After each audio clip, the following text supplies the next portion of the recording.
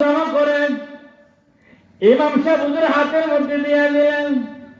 আল্লাহর পয়গম্বর জাকারিয়া আলাইহিস সালাম কলমগুলো একত্রিত করে সরতওয়ালা নদীর মধ্যে চলে গেলেন। নদীর পাড়ে গিয়ে বাবা কলমগুলো ছেড়ে দিলেন।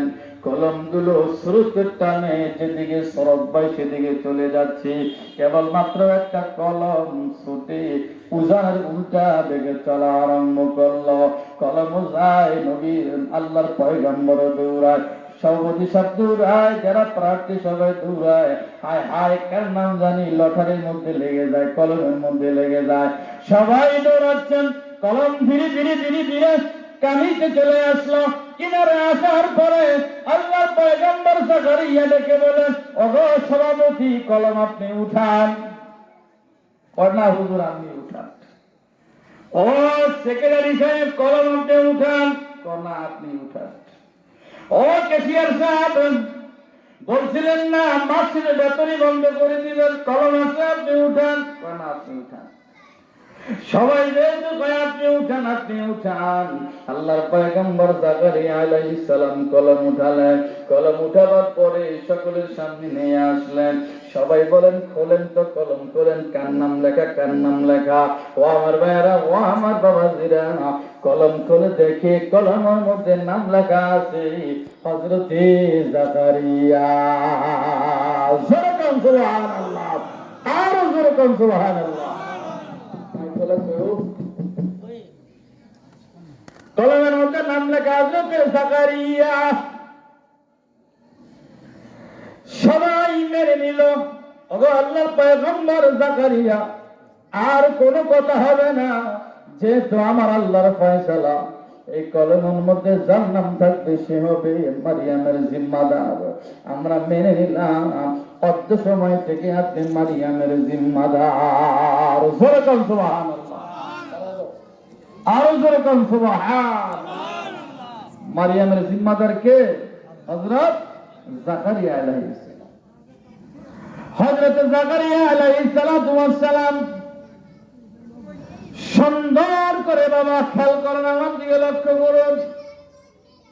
হযরত মারিয়াম আলাইহিস সালামকে সুন্দর করে বাড়ির মধ্যে নিয়ে গেলেন। রাত যায় দিন আসে, দিন যায় রাত আসে, দিন দিন মারিয়াম বড় হতে লাগলেন। বয়স 12 কি 13 হবে। মারিয়াম আলাইহিস সালামকে সকল মুসল্লিদের সামনে ডেকে বলে, মা গো তোমার এখন আর বয়স কম না যে তুমি বাড়িতে ঘোরাফেরা করবা। মা গো মারিয়াম, আমি তোমাকে একটা হুজরাখানা বানাইয়া দিলাম। আল্লাহর ঘরের হুজরাখানায় তুমি থাকবা, এই কামরার মধ্যে তুমি থাকবা, এখানে ইবাদত বন্দেগী করবা। ওগো মা মারিয়াম, তুমি প্রত্যেক দিন মুসল্লিরা যখন মসজিদ থেকে বের হয়ে যাবে, মসজিদ চত্বর যখন খালি হয়ে যাবে, কেউ থাকবে না মসজিদের মধ্যে, তখন তুমি মসজিদের মধ্যে ঢুকে পরিপাটি করবা, লোটা বদনা গুলো ভরে রাখবা, ডিলা গুলো সাজাইয়া রাখবা। যেখানে যেখানে মসজিদের যা কাজ আছে সমস্ত কাজগুলো তুমি ঠিকঠাক মতো করে হুজরাখানার মধ্যে থাকবা। মাগো মারিয়াম, তুমি যেন কোনো পুরুষকে না দেখো, তোমাকেও যেন কোনো পুরুষ না দেখে। যেরকম সুবহানাল্লাহ। হযরত মারিয়াম আলাইহিস সালাম বাবা হুজরাখানার মধ্যে থাকতেছেন।